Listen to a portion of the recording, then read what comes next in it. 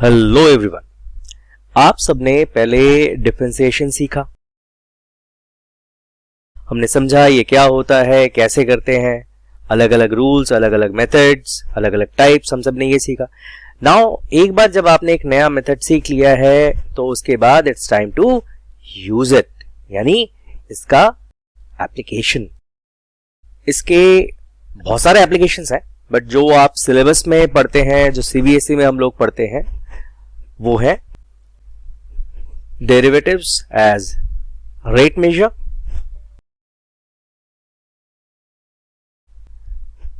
Then as monotonicity,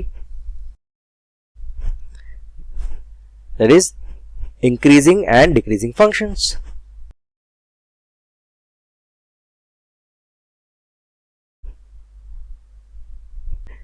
then tangents and normals. फिर हम इनको अप्रॉक्सीमेशन मेथड्स में भी यूज करते हैं, यानी to find approximate values, and ultimately to find the minimum and maximum values of various functions, that means maxima and minima.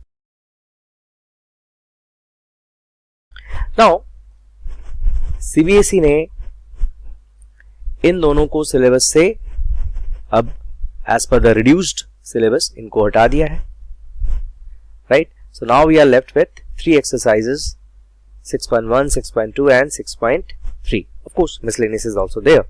So mainly हमें इन 3 topics पे ही फोकस करना है, जिसमें हम आज डेरिवेटिव एज रेट मेजर के बारे में बात करेंगे। So rate of change of a physical quantity हो या derivative as a rate measure हो, दिस इज समथिंग जिसके लिए हम कैलकुलस के बारे में हम क्या बात करें, हम नॉर्मली भी अपने डेली लाइफ में इसके बारे में कई बार हम बात करें। जैसे सपोज आपके पास एक ऐसा बलून है जिसकी अभी ये साइज है, लेट अस से आपने इसको अभी मेजर किया, से दिस इज टाइम t1 जब आपने इसके साइज को मेजर किया, एंड से आफ्टर सम टाइम इसका साइज चेंज होकर ऐसा बन गया, so this is time t2, and इसमें आपने थोड़ा सा और एयर भरा तो इसका टाइम आफ्टर से टाइम t3 क्या बन जाएगा, कुछ ऐसा हो जाएगा। दैट मीन्स जैसे जैसे टाइम बीतता जा रहा है वैसे वैसे वी कैन सी दैट इसका सरफेस एरिया चेंज हो रहा है, इसका वॉल्यूम भी बड़ा होता चला जा रहा है, दैट मीन्स चेंज हो रहा है, राइट? एंड ये दोनों अल्टीमेटली एक और क्वांटिटी पे डिपेंड करते हैं, वो है रेडियस। तो मतलब एग्जैक्टली स्फेरिकल नहीं है, फिर थोड़ा सा एज्यूम कर लेते हैं, तो इसका रेडियस भी चेंज हो रहा है। So we can say that surface area is a function of radius, volume is a function of radius. तो रेडियस चेंज होएगा विद टाइम, तो ऑब्वियसली ये दोनों भी चेंज होंगे। But at the same time we can also see that radius is a function of time, isn't it? क्योंकि यहाँ पे जैसे जैसे आपका टाइम बढ़ता जा रहा है वैसे वैसे रेडियस चेंज हो रहा है। सो इस डिस्कशन से what we can see is that volume can be written as function of radius, surface area can be written as function of radius, and further we can write radius is a function of time. ये सारे आपस में interconnected है, right? और कोई भी चीज जो टाइम के ऊपर डिपेंड करता है और टाइम के चेंज होने से अगर वो फिजिकल क्वांटिटी चेंज होती है तो हम उसको बोलते हैं rate of change of. Anything that changes with time is known as rate of change of. जिसकी भी बात हो रही तो rate of change of that physical quantity हो गया, राइट? नाउ एक और एग्जांपल देख लेते हैं। नाउ ये जो आइस क्यूब है इसका अपना एक वैल्यू ऑफ द साइड है, राइट? अब इस साइड की वजह से इसका अपना एक सरफेस एरिया भी होगा एंड ऑब्वियसली एक वॉल्यूम भी होगा, राइट? अच्छा, अब अगर आपने इसको कुछ टाइम दिया, आफ्टर टाइम t, क्या होगा?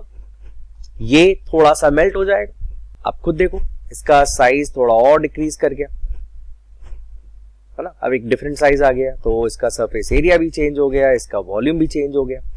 आप इसको थोड़ा सा और टाइम दे दीजिए, ये थोड़ा सा और मेल्ट होगा, एंड आफ्टर टाइम t फिर से एक नया साइड हो गया जिसकी वजह से एक नया सरफेस एरिया होगा और एक नया वॉल्यूम होगा। सो हमें क्या दिख रहा है कि विथ टाइम, जैसे जैसे टाइम बीतता जा रहा है तो इसका साइड, सरफेस एरिया, वॉल्यूम जो है इस क्यूब का सब चेंज होता चला जा रहा है और ये सब जो है कांस्टेंट वैल्यू के साथ होगा. दैट मींस ये नहीं है कि आपका पहले 10 सेकंड में ज्यादा मेल्ट हो गया, अगले 10 सेकंड में कम मेल्ट होगा. अगर आसपास का टेम्परेचर, प्रेशर वगैरह ये सारा कंडीशन सेम है तो हम ये अज्यूम करके चल सकते हैं इनका rate of change of side, इनका सरफेस एरिया, वॉल्यूम, ये जो है सब एक ही पर्टिकुलर स्पीड के साथ चेंज होता रहेगा.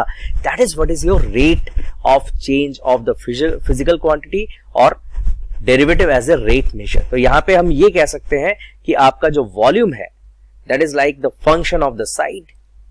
Similarly surface area that is also function of the side, but जो साइड है that is changing as a function of time.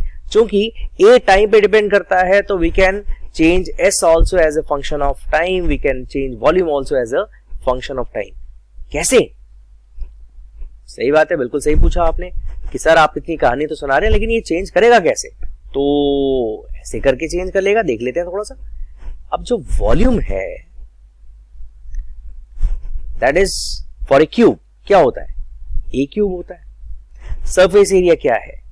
A square है, but for a cube it is 6 times A square है. और यहां पे हम लोग बात कर रहे हैं A is a function of t. तो यानी कि अगर हम rate of change of surface area की, ये साइड की बात करें तो rate is equal to now d A by D t. Right, यानी हमने इसका फर्स्ट डेरिवेटिव ले लिया. तो जो फर्स्ट डेरिवेटिव है वो D A by D T हो गया. राइट, सो नाउ यहां पे अगर हम इसका फर्स्ट डेरिवेटिव ले लें, बिकॉज एस ए के ऊपर डिपेंड करता है, so d s by d A मिलेगा. मल्टीप्लाई कर देते हैं इसको d A by D t से. So you have got d A by D t. D A cancel हो जाएगा. सो हमें क्या मिल गया? Rate of change of surface area. Right, d s by D t आ जाएगा, which in this case d s by d A जब निकाला था that was 12a into D A by D T. अब जो भी आगे कंडीशन होंगे वो हम यहाँ पे डालेंगे and we will be able to solve this. Same कहानी हम यहाँ पर भी कर सकते हैं. यहाँ पर क्या हो जाएगा? यहाँ पर again volume with respect to side अगर चेंज हो रहा है, साइड इज ए, राइट, तो हम क्या निकालेंगे बच्चों? यहाँ पर d V by d A. अब हम क्या कर सकते हैं? D V by d A को again rate of change of side से मल्टीप्लाई कर दीजिए, that is d A by D t. तो आपका डी ए कैंसिल हो गया and we have got dv by dt. तो अब इसको अगर हम लोग ऊपर अप्लाई कर दें तो dv by dA is going to be your 3a square into dA by dt. So ultimately what we can see that कि कोई भी फिजिकल क्वांटिटी हो, आपस में कैसे भी रिलेटेड हो, हर किसी को हम लोग टाइम के साथ जोड़ सकते हैं. Ultimately rate of change of time हम लोग निकाल सकते हैं. और ये एप्लीकेशन ऐसी कोई भी जगह जहां पर भी कोई भी physical quantity with time change होता है, जैसे फॉर एग्जांपल पॉपुलेशन है, वो किसी भी एक डेमोग्राफिक एरिया में पॉपुलेशन विथ टाइम इंक्रीज भी कर सकता है, विथ टाइम डिक्रीज भी कर सकता है. राइट, सो जहां पे पॉपुलेशन चेंज हो रहा है तो वहां पर डीपी बाई डी टी आ गया, रेट ऑफ चेंज ऑफ. मान लीजिए एटमॉस्फेयर में ह्यूमिडिटी है बहुत सारा, तो अब वो ह्यूमिडिटी बढ़ भी सकता है और घट भी सकता है, तो rate of change of humidity क्या हो जाएगा? D H by D T हो जाएगा. या फिर मान लीजिए मेरे पास एक कॉर्पस अमाउंट है, बैंक में इन्वेस्टेड है, एक फिक्स्ड अमाउंट है, बैंक में इन्वेस्टेड है, एंड मैंने एसआईपी के लिए बोला हुआ है, तो वहां से हर महीने एक फिक्स्ड अमाउंट अलग अलग टाइम पे निकल जाता है जो अलग अलग एसआईपीज में इन्वेस्ट होता रहता है. तो मैं वहां पे again DM by D T कर सकता हूं, that means rate of change of money, और बाद में उसमें क्या इन्वेस्टमेंट हो रहा है, क्या उसका आउटपुट आ रहा है, वो भी हम निकाल सकते हैं. कहने का मतलब ये है कि ऐसी कोई भी physical quantity in this whole world जहां पे आपका वो ऑब्जेक्ट या वो physical quantity with time change हो रहा हो, वहां पर हम लोग इस कंडीशन को यूज करेंगे. अब इसके कुछ एग्जांपल्स एंड एनसीईआरटी का एक्सरसाइज भी हम लोग देख लेते हैं. चलिए, ये आपका एनसीईआरटी का पहला एग्जांपल है. फर्स्ट क्वेश्चन, हमें rate of change of area निकालना है ऑफ द सर्कल पर सेकेंड निकालना है, but with respect to radius निकालना है. ठीक है, area of a circle we know that is pi r square. तो rate of change of area with respect to the radius can be written as d A by D r. तो 2 pi r हो गया। And ये इसकी value कब चाहिए? When r is 5 centimetre. So we can write dA by dr when r is 5 centimeter is 2 pi into 5. So 10 pi centimeter square per second should be the answer. Right? Simple था। एक और try कर लेते हैं। Right, this is your second example. NCERT अब ये क्या कह रहे हैं साहब? ये कह रहे हैं volume of a cube is increasing at the rate of 9 cubic centimetres per second. जी हमारा वॉल्यूम जो है वो बढ़ रहा है पर सेकेंड के हिसाब से। दैट मीन्स हमें दिया गया है, गिवन में हमारे पास डेटा क्या है, dV by dt is equal to 9 centimeter cube per second. How fast is the surface area increasing when the length of an edge is 10 centimeters? यानी हमें बोला गया है dA by dt क्या होगा जब आपका साइड इज 10 सेंटीमीटर। तो सर अब वॉल्यूम से एरिया का चेंज हम कैसे निकालेंगे? बिल्कुल सही बात है, वॉल्यूम और एरिया के आपस में क्या लेन देना, हमने भी ऊपर बात करी थी। तो रिलेशन निकालने की कोशिश करते हैं। हमें क्या पता है, for a cube volume is a cube, right. तो यानी dV by dt is equal to 3a square times dA by dt. Similarly, surface area क्या होता है for a cube? S is equal to 6a square, यानी ds by dt क्या हो गया बच्चों? It is 12a times dA by dt. ठीक, अगर आप ध्यान से देखो दोनों में जो कॉमन है वो है आपका dA by dt, राइट। अब निकालना तो ये है ds by dt है, ये हमें गिवन है दूसरा वाला। तो एक काम करते हैं, से this equation 1 and this equation 2। अब हम क्या करते हैं, इक्वेशन 2 को, क्योंकि निकालना ये है ना, इक्वेशन 2 को इक्वेशन 1 से डिवाइड कर देते हैं। That is 2 divided by 1।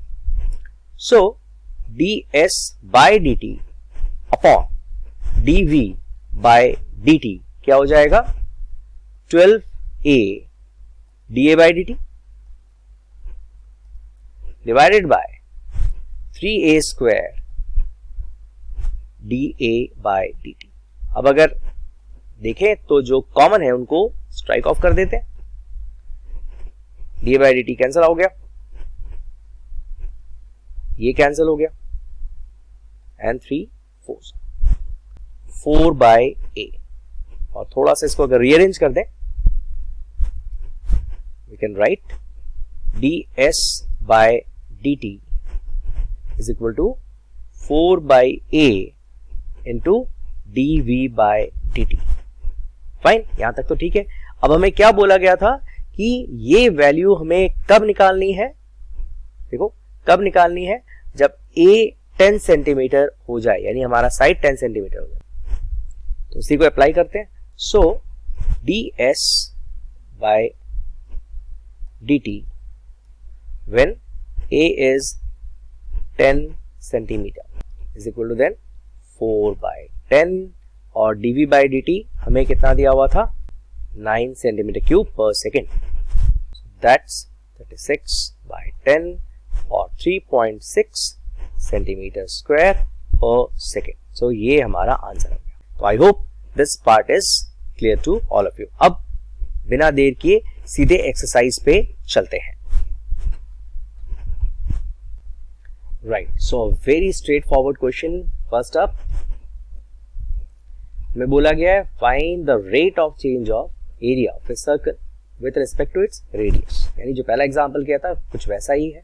हमें पता है a is equal to pi r square होता है, which means dA by dr, वही बोला गया with respect to radius, is equal to then 2 pi r, correct.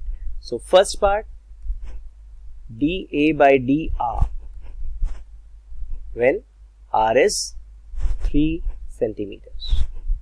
तो सी से देखिए आंसर आ जाएगा पाई टाइम्स 3 स्क्वायर 9 पाई। अब यूनिट थोड़ा ध्यान से देखो, सेंटीमीटर स्क्वायर तो वैसे ही एरिया का यूनिट होता है, लेकिन बाय डी आर यानी रेडियस वो भी सेंटीमीटर है। So 9 pi centimetre square per centimetre हो गया।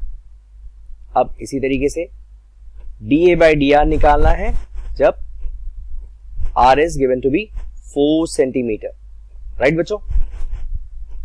तो यहां पे क्या हो जाएगा पाई 4 स्क्वायर, तो यानी 16 पाई सेंटीमीटर स्क्वायर पर सेंटीमीटर। अब यहां पे ध्यान देने वाली बात क्या है कि सर हमने तो हमेशा रेट की बात आप कह रहे हैं, तो रेट तो हमेशा भी आपने थोड़ी देर पहले कहा था कि टाइम के रेस्पेक्ट में होता है। बिल्कुल सही बात है बच्चों, बट यहां पे इस क्वेश्चन में इन्होंने टाइम नहीं दिया है, इन्होंने कहा है rate of change of with respect to, साथ में ये भी बोल दिया है रेडियस के रेस्पेक्ट में। तो इसलिए यहां पे गलती से सेंटीमीटर स्क्वायर पर सेकंड मत कर देना, वो गलत हो जाएगा। तो यहां पे आपका सेंटीमीटर स्क्वायर पर सेंटीमीटर ही जो कटने के बाद सेंटीमीटर ही बन जाता है, करेक्ट। तो ये चीज हमें ध्यान रखना है। यहाँ पे नेक्स्ट क्वेश्चन देखते हैं। तो सेकंड क्वेश्चन हमसे क्या कह रहा है, volume of a cube is increasing at the rate of 8 centimetre cube per second. तो यानी हमें फिर से वॉल्यूम का चेंज, देखो अब की बार पर सेकेंड बोला, यानी विद रिस्पेक्ट टू टाइम दिया हुआ है। How fast is the surface area increasing when length of the edge is 12 centimetre. बिल्कुल हमारे सेकंड एग्जांपल की तरह ही है, तो उसी तरीके से इसको फटाफट कर लेते हैं। सोल्यूशन क्या होगा इसका, गिवन है dv by dt is 8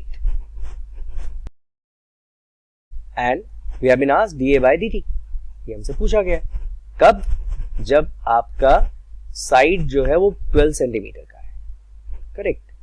so v क्या होता है, v is a cube and surface area a is equal to 6a square.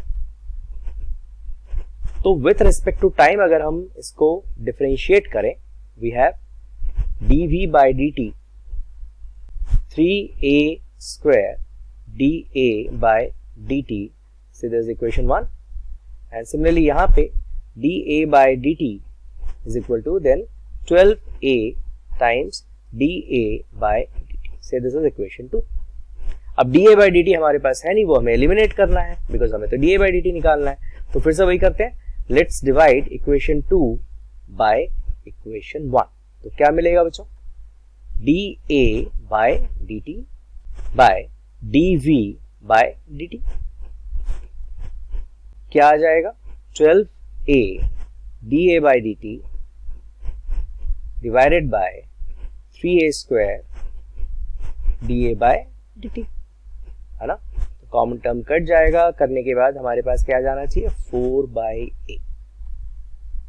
So dA by dt can be written as 4/a into dV by dt। तो हमें ये कब निकालना है, जब हमारा a is 12 centimetre. So what we can write is from here dA by dt when a is 12 centimetre is equal to then 4/12 into dV by dt is 8, 4 3s are 8/3 centimeter square per second is our answer। इस question में हमें क्या बोला गया है, radius of a circle is increasing uniformly eight the rate of 3 centimetre per second. तो पहले हम गिवन की बात कर लेते हैं, dr by dt is 3 centimeter per second, right? Find the rate at which the area of the circle is increasing when the radius is 10 centimeter। यानी अब हमसे बोला गया है dA by dt निकालिए आप, जब आपका radius is given to be 10 centimetre. लेकिन सर आपने तो कहा था कि rate with respect to radius भी हो सकता है, तो यहां क्या करना चाहिए, नहीं ये आपके दिमाग में क्वेश्चन आ सकता है। तो बिल्कुल सही बात है बच्चों, बट यहाँ पे बोला गया रेट और आगे पीछे कुछ नहीं बोला। तो नॉर्मली मैंने क्या बोला था, rate generally means with respect to time, तो तभी हम यहाँ पे क्या निकालना है, हमें dA/dt ही निकालना है।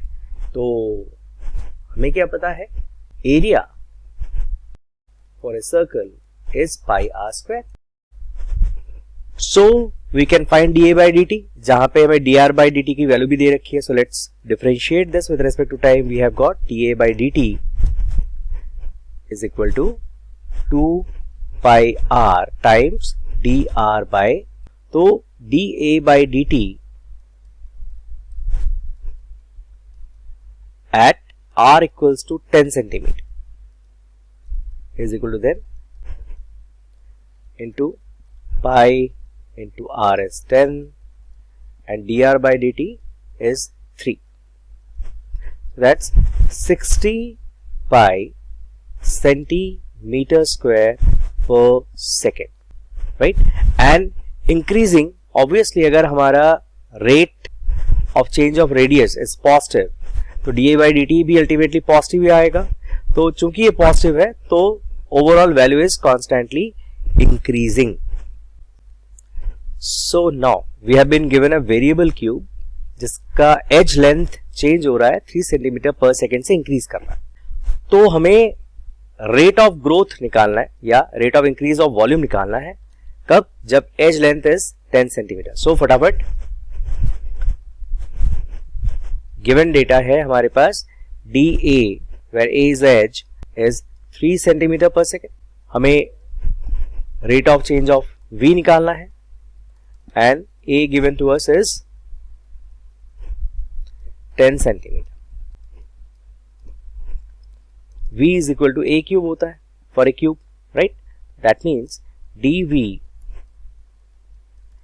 is 3A square times dA/dt। Values अगर हम पुट कर देते हैं at A is equal to 10 centimetre यानी 3 into A square into dA/dt which is given to be 3, that's 900 centimeter cube per second. A stone is dropped into a quiet lake and waves move in circles at the speed of 5 centimeter per second. हमने देखा है ना, आपके पास एक lake है, आपने बीच में कहीं पे एक पत्थर डाल दिया, उसके बाद क्या होते हैं, ऐसे इसमें वेव्स फैलते रहते हैं, हर तरफ सर्कल बनता रहता है, तो धीरे धीरे क्या हो रहा है, ये बढ़ता जा रहा है, राइट? सो अब वेव्स मूव आउट, तो वेव को at any given point of time हम रेडियस की तरह हम ट्रीट कर सकते हैं। तो दैट मीन्स किसी भी सर्कल में जो आपका स्पीड ऑफ द वेव है वही आपका रेडियस बनाएगा। सो dr/dt where r is the radius is 5 centimeter per second। ऐसा कैसे सर, वेव कैसे रेडियस बन जाएगा, कैसी बात कर रहे हैं सर आप? क्यों ऐसी बात क्यों नहीं कर सकते? खुद देखो, अगर यहाँ पे डिस्टर्बेंस हुआ, आपका ये वेव यहाँ पर पहुंचा, तो इससे क्या सर्कल बनेगा, ये वाला। अब थोड़ी देर बाद वेव यहां से और आगे चला गया, यहां पर पहुंचा, तो इससे एक और सर्कल बनेगा। तो ये जो स्पीड ऑफ द वेव है वही तो हमारा रेडियस ऑफ द सर्कल है, रेडियस ऑफ द डिस्टर्बेंस है। अच्छा, तो आगे बताओ sir, at the instant when radius of the circular wave is 8 centimetre, basically हमसे क्या कह रहा है, वेयर आर जो है 8 सेंटीमीटर हो जाता है, how fast is the enclosed area increasing. That means आपसे पूछा गया है dA/dt कितना होगा, निकाल लेते हैं। A is equal to pi r square which means dA/dt is equal to 2 pi r times dr/dt। अब वैल्यूज डाल देते हैं। सो dA/dt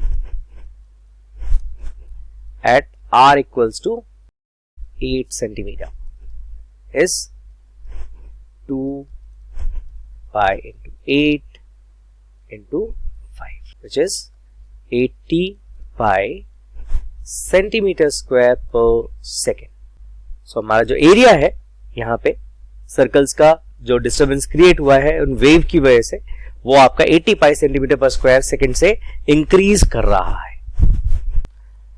now in this question radius का आपको रेट दिया गया है, that is dr by dt दिया गया है, and what is the rate of increase of the circumference. So given is is 0.7 centimetre per second. Now हमें पता है circumference is equal to 2 pi r. तो हमसे पूछा गया है what is dc by dt. वही कर देते हैं.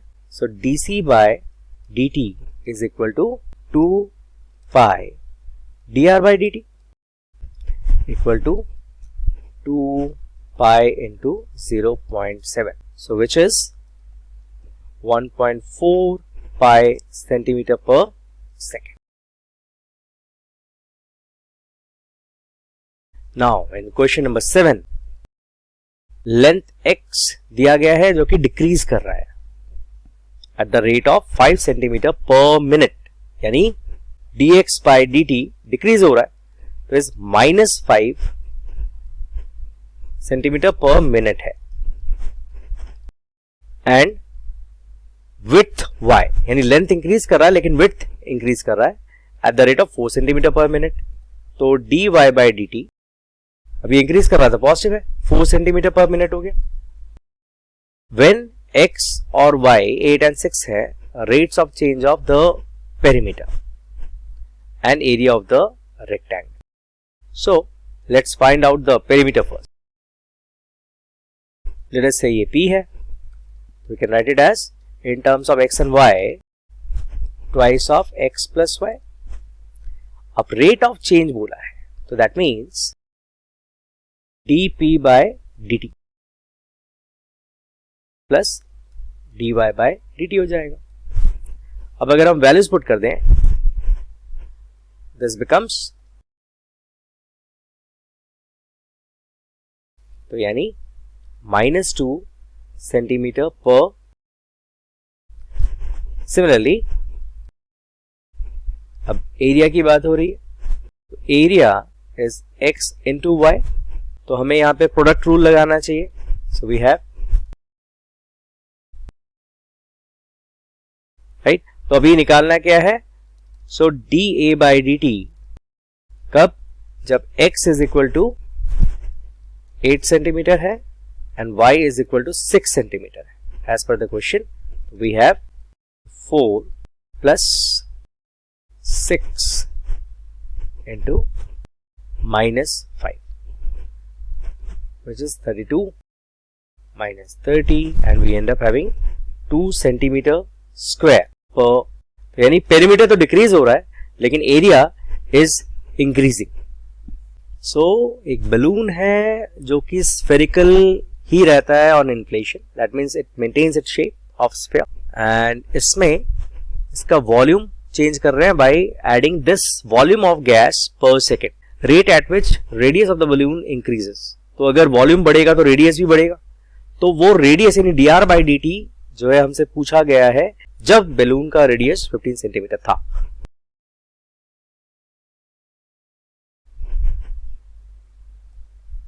That's rate of change of balloon, I mean volume of balloon. dr by dt हमें नहीं मालूम, वो हमसे पूछा गया है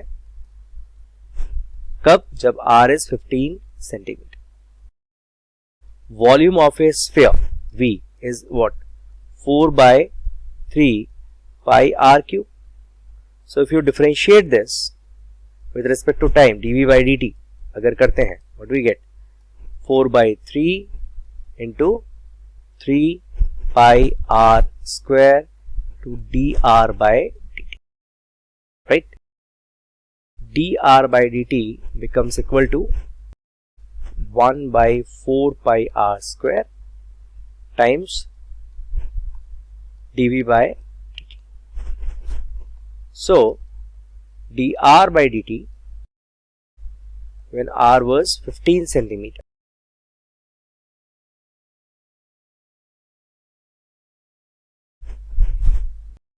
that's 900.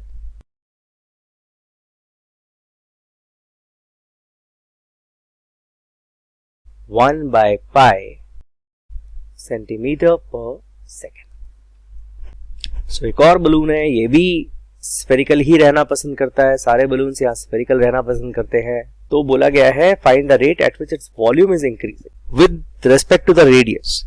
जब रेडियस आपका 10 सेंटीमीटर है, ध्यान रहे विद रिस्पेक्ट टू रेडियस बोला है। हमें पता है v is equal to 4/3 pi r cube. So rate of change of volume with respect to radius dv by dr is equal to then 4/3 times 3 square, 3 cancel हो जाएगा। अब यहाँ पे dr by dt क्यों नहीं आया सर? सही question है। तो बच्चों dr by dt कैसे आएगा? यहाँ पर विद रिस्पेक्ट टू टाइम तो इन्होंने बोला ही नहीं, इन्होंने कहा है with respect to r change हो रहा है।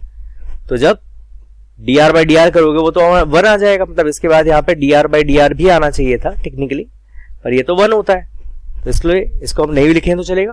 तो dv by dr जब r की value is 10 centimetre is equal to 4 pi times 10 square which is 400 pi centimetre cube per centimetre.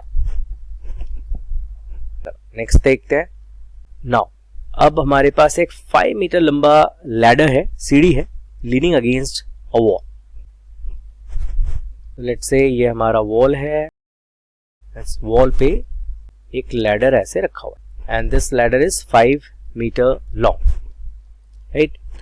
Bottom of the ladder is pulled along the ground away from the wall. तो यानी इसको धीरे धीरे आगे खींचा जा रहा है एक स्पीड के साथ। लेट अस से द स्पीड जिससे इसको खींचा जा रहा है is 2 centimetre per second.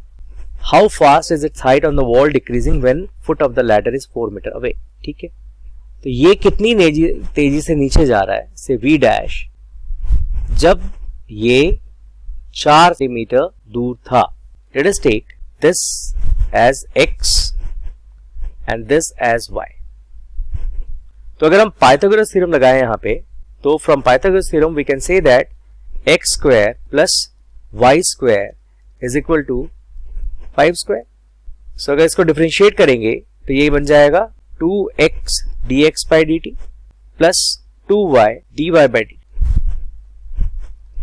Is equal to 0। हमें ये निकालना है, ये हमें दिया हुआ है। क्या दिया हुआ है? dx by dt is 2 centimetre per second. अब यहाँ पे x is increasing, so dx by dt is positive 2 centimetre per second और हमें dy by dt निकालना है जो कि घट रहा है। तो we can write 2y dy by dt rearrange करके we can write is equal to minus 2x dx by dt, right. 2 cancel कर देते हैं। So finally dy by dt rate of decreasing the height कितना आ जाएगा? Minus x by y times dx by dt, right बच्चों। अब यहाँ पे आपको x और y की वैल्यूज दे रखी हैं जब ये 4 मीटर अवे था, राइट। लेकिन हमें y तो नहीं पता। सर ऐसे कैसे आपका dx और dy बाय dt कैसे निकालेंगे? y भी वेरिएबल है और dx बाय dt भी। सर x दे रखा है, y तो दिया नहीं है, तो फिर ऐसे कैसे निकालेंगे? भाई पाइथागोरस थ्योरम यूज करो। सो दैट मीन्स यहां पे 4 square plus y square is equal to 5 square. So y square means under root of, मतलब स्क्वायर हटा देते हैं, 5 स्क्वायर माइनस 4 स्क्वायर, जो आप लोग देखते ही बता सकते हो ये पाइथागोरियन ट्रिपलेट हो गया। It's 3 metres, right. तो इस वैल्यू को अगर यहाँ पे हम इन्वॉल्व कर देते हैं तो हमारे पास आ गया -3, x की जगह 4 आ जाएगा, इसकी जगह 3 आ जाएगा और dx by dt हमें दिया हुआ है 2 सेंटीमीटर पर सेकेंड,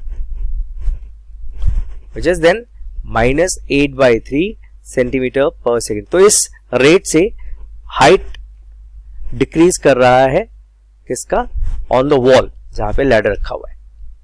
सो ध्यान रहे, this negative sign it means the height is decreasing.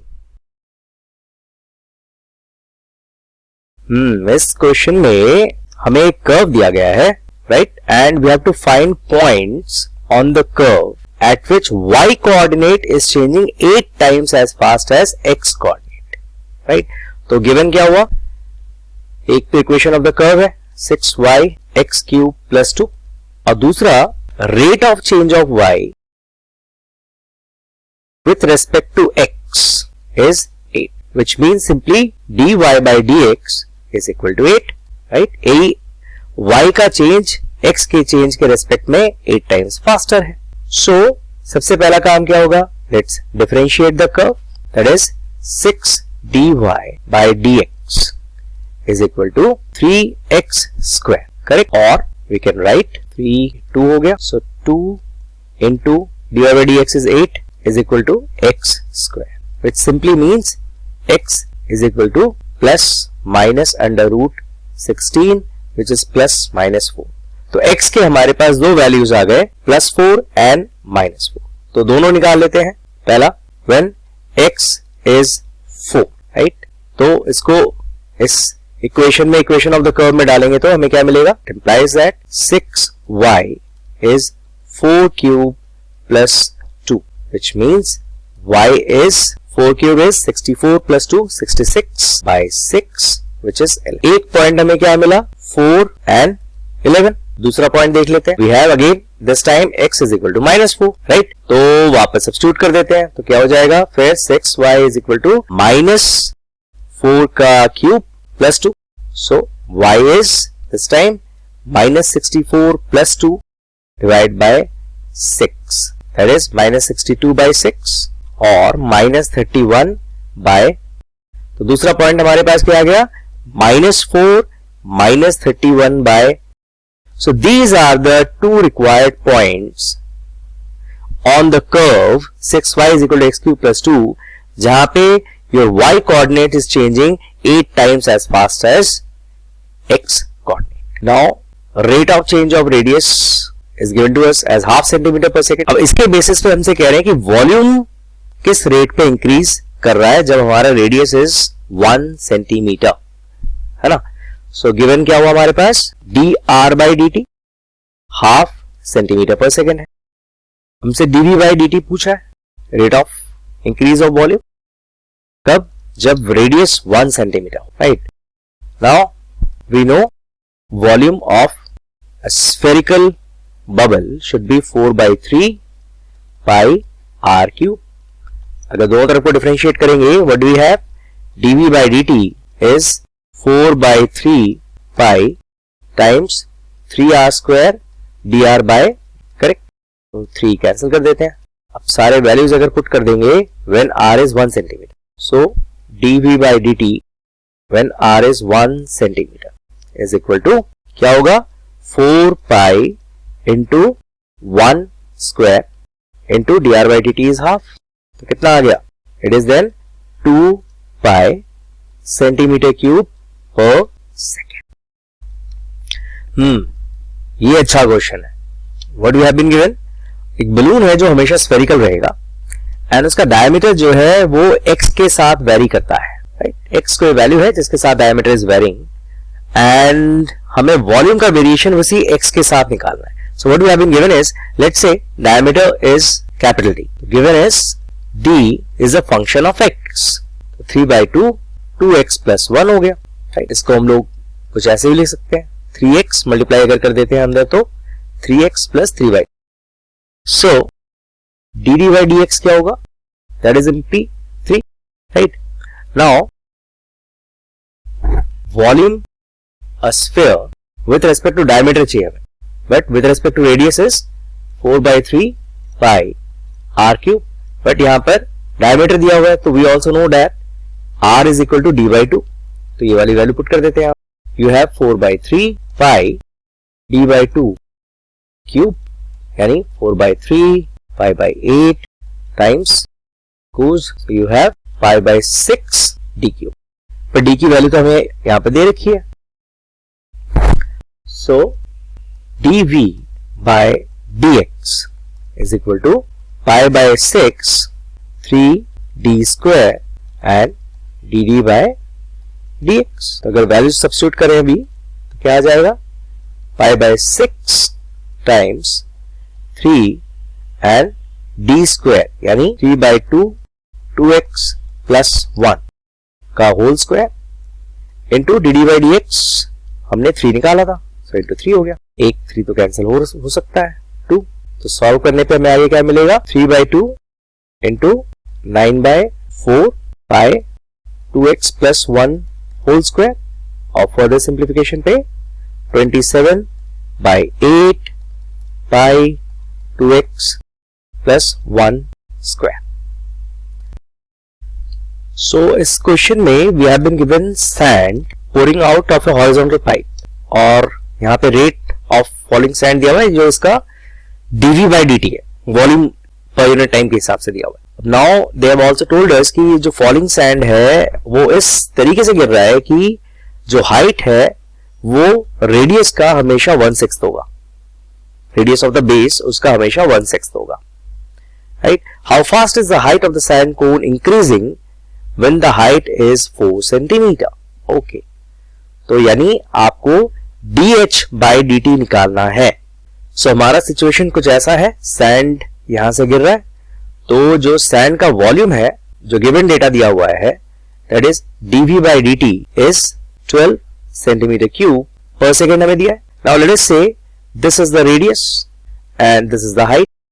यहां पे देखने में हाइट ज्यादा लग रहा है, लेकिन एज पर द क्वेश्चन ये बोला गया है कि at any given point of time height is 1/6 of radius, ये हमें दिया गया। नाउ हमें निकालना है dh by dt कब, when height is 4 centimetre, right. अच्छा, अब volume of a cone is v is equal to 1/3 pi r square h, यही होता है।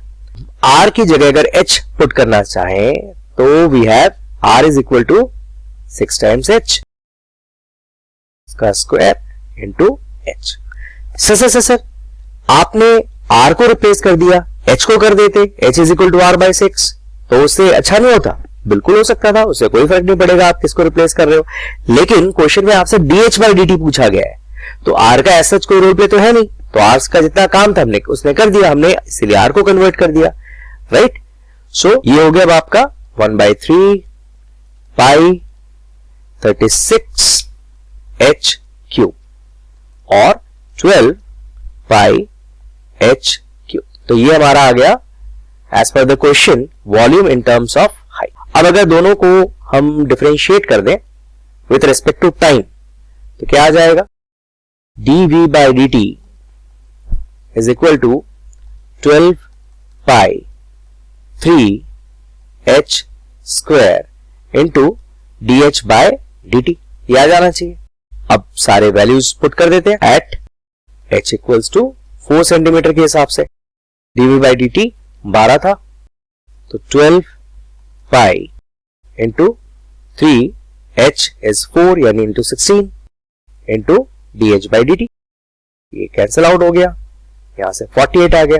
सो finally rate of increase in height dh by dt is equal to 1/48 pi centimetre per second, right.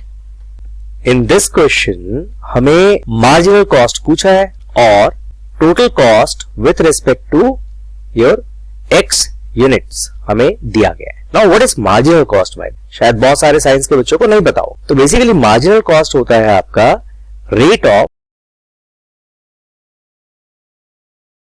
Change of total cost with respect to number of units produced,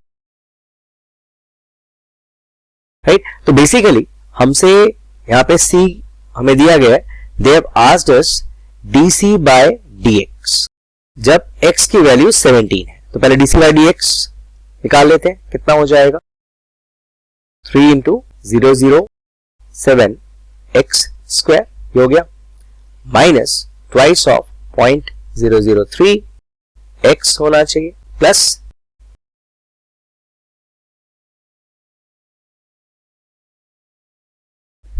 so dc by dx when x is 17 is equal to then 17 का square minus 0.006 times 17 plus 50. So on solving this हमें मिलना चाहिए 20.967. Question number 16 क्या कहता है हमसे कि total revenue जो है रुपीज में इस इक्वेशन से बताया जा रहा है सेल ऑफ एक्स यूनिट्स के लिए. अब की बार हमें बताना है what is the marginal revenue. अब इसको कैसे डिफाइन करेंगे? It is the rate of change of with respect to the number of units sold. Right? So basically हमें क्या निकालना है? हमें निकालना है dr by dx जब x की वैल्यू 7 दे रखी है. So dr by dx हमारा हो गया मार्जिनल रेवेन्यू. तो ये कितना आएगा? That's 26x plus 26. Right? और simply 26 into x plus 1. Just जल्दी कैलकुलेट करने के लिए. सो dr by dx कब?